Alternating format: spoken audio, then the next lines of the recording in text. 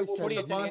छोड़िए अब निकाल दिनेश आगे बढ़ते हैं, यादव आगे जो बढ़ते है हैं, आगे वो बढ़ते हैं, हिंदू आगे है। बढ़ते हैं, आगे बढ़ते हैं, लेकिन जो आगे भी बढ़ते हैं, आगे बढ़ते आगे हैं। क्यों बढ़ते सलमान हैं? मुझे कोर्ट ने कंप्लीट कहा कि करने सीए को दीजिए। लेकर झूठ और अफवाहें फैलाई गई। आप मानते हैं? हाँ, सीए को लेकर झूठ और बिल्कुल, अफवाहें मैं फैलाई कहता गई। हूं कि जो कसूरवार है, कोर्ट ने तो सजा दी ना दिनेश यादव को, नहीं नहीं, क्या सजा दे सीए दी। को लेकर कौन एंटी लोग उसमें सीए गैंग इन्वॉल्व ने थे? झूठ जब और शर्जील भ्रम को फैलाया, सजा अफवाहें मिलेगी, फैलाई, दंगा जब कराया, शर्जील आप को ये मानते हैं? सजा मिलेगी प्रूफ के अकॉर्डिंग, तो मैं उसको एंडोर्स नहीं करूंगा।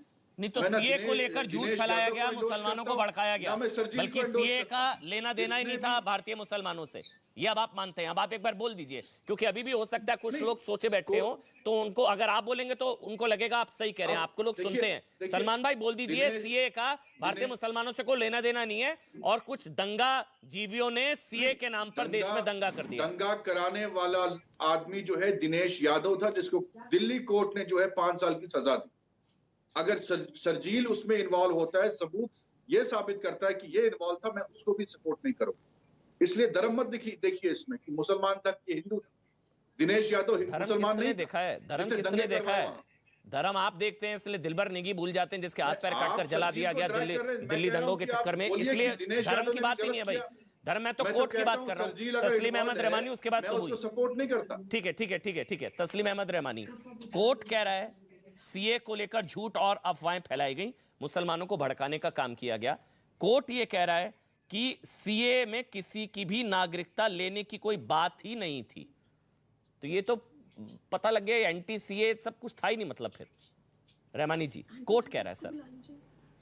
देखिए, सीएए का मामला सुप्रीम कोर्ट में चैलेंज्ड है और सुप्रीम कोर्ट में अभी तक उस पर कोई सुनवाई नहीं हुई है।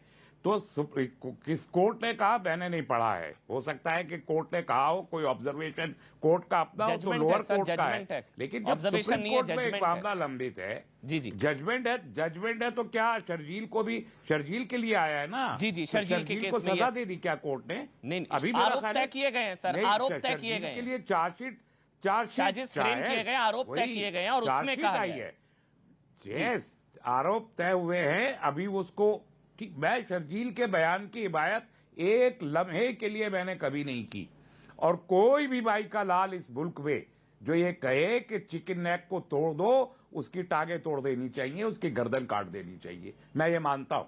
और अगर शर्जील ने कहा है तो उसका भी वही असर होना चाहिए, ये भी मैं मानता हूं। लेकिन सीए के नाम पर जिन्होंने मुसलमानों को भड़काया वो भी तो जिम्मेदार, किसी को नहीं दिया जा सकता। सीए के नाम पर जिन्होंने मुसलमानों को भड़काया वो भी तो जिम्मेदार नहीं, ये गलत है, मैं नहीं मानता। अगर ये कोर्ट ने कहा है तो हम खुद जाके कोर्ट में इस ऑब्जर्वेशन को चैलेंज करेंगे।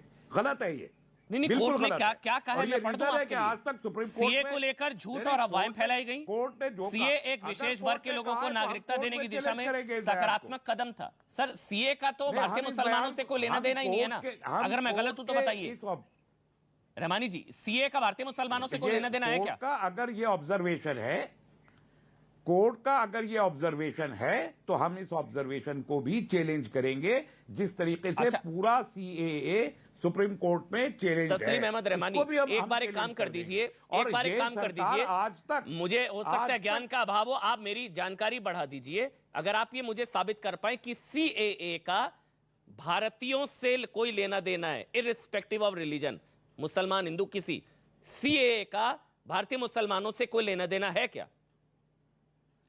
सीएए नंबर 1 पास करने से लेके आज 2.5 साल गुजर गए हैं, एक शख्स को नागरिकता सीएए के तहत नहीं दी, यानी कि विदेशियों को नागरिकता का प्रावधान है, इंडियन से लेना देना ही कुछ नहीं है उसका। इंप्लीमेंट नहीं, बहस टेलीविजन पे बहस करवाते रहिए रोजाना। नहीं, मैं समझना चाह रहा हूं, रूल फ्रेम नहीं कर पा रही है सरकार। मैं चैलेंज कर रहा हूं आपको रहमानी जी, मैं आपसे समझना चाह रहा हूं। मैं संभवतः आपको आज चुनौती देता हूं। चलिए, आज मैं आपको चुनौती देता हूं रहमानी जी, आज मैं आपको संभवतः चुनौती देता हूं सर।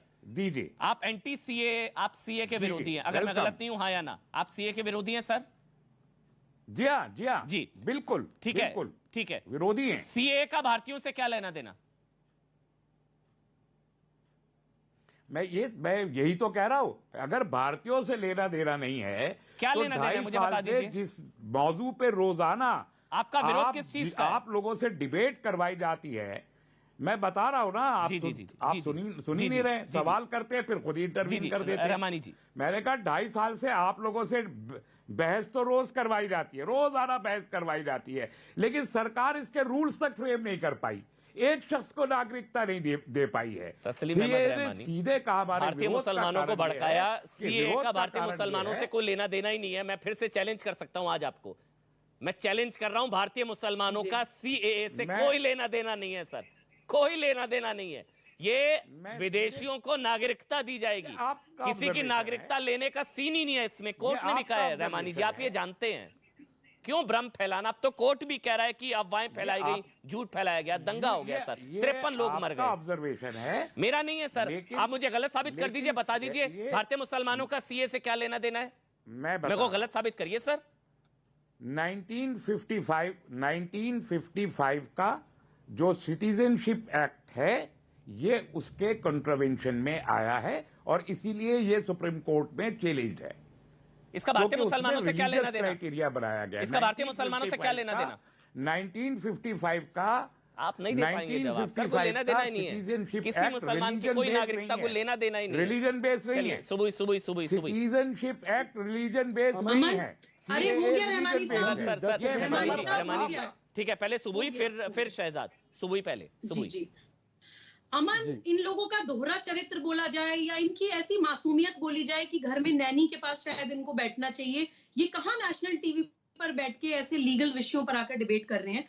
अभी एक साहब ने बोला कि दिल्ली दंगों को आप किसी पंथ से, रिलीजन से मत जोड़िए। उनकी याददाश्त में थोड़ा सा रिवाइव करा देती हूँ। अमानतुल्लाह खान, आम आदमी पार्टी के विधायक, शाहीन बाग में एक भड़काऊ भाषण देते हैं कि हमने 800 साल इस देश पर राज किया, हम चाहे तो क्या नहीं कर सकते, मुसलमान घर से निकल के क्या नहीं कर सकता। उनके भाषण के 2 घंटे के बाद देश के गद्दारों को गोली मारो, सालों को कपिल अमन फिर बीच में बोल रहे हैं, मैं किसी के बीच में नहीं बोली। अमन प्लीज, मैं ऐसे डिबेट नहीं करना चाहती, मैं किसी के बीच में नहीं बोलती। चलिए शहजाद के पास जाना है, शहजाद के पास जाना है, जल्दी सुनना पड़ेगा ना, जवाब तो सुनना पड़ेगा ना। सवाल हो गया ये कोई कुछ नारे तो सुन लीजिए भाई। अमन मुझे 20 सेकंड दे दीजिए, 20 सेकंड्स अनइंटरप्टेड। सुबह प्लीज, इनको कुछ नारे याद दिला देती हूँ। बस अल्लाह का नाम रहेगा, तेरा मेरा एक ही रिश्ता, ला इलाहा इल्लल्लाह, हिंदुत्व की कब्र खुदेगी एएमयू की छाती पर। ये सेंट्रल यूनिवर्सिटी के नारे थे और आप लोग कहते हैं कि रिलीजन से मत जोड़िए। सुबह शहजाद कंक्लूडिंग कमेंट। बड़ी विचित्र बात है कि यहाँ पर तस्लीम रहमानी कह रहे कि क्योंकि मामला सुप्रीम कोर्ट में लंबित है, आपके कोर्ट किए हुए जजमेंट को नहीं मानते, तो सुप्रीम कोर्ट में लंबित है तो उसको असंवैधानिक कैसे घोषित कर दिया तस्लीम रहमानी की कोर्ट ने। और दूसरी बात, सुप्रीम कोर्ट ने 3 तलाक के कानून की बात की थी, याकूब मेमन को सजा दी थी, अफजल गुरु को सजा दी थी, उसमें तो तस्लीम रहमानी कोर्ट की बात नहीं माने। आज सुप्रीम कोर्ट के लंबित होने का हवाला दे रहे, लंबित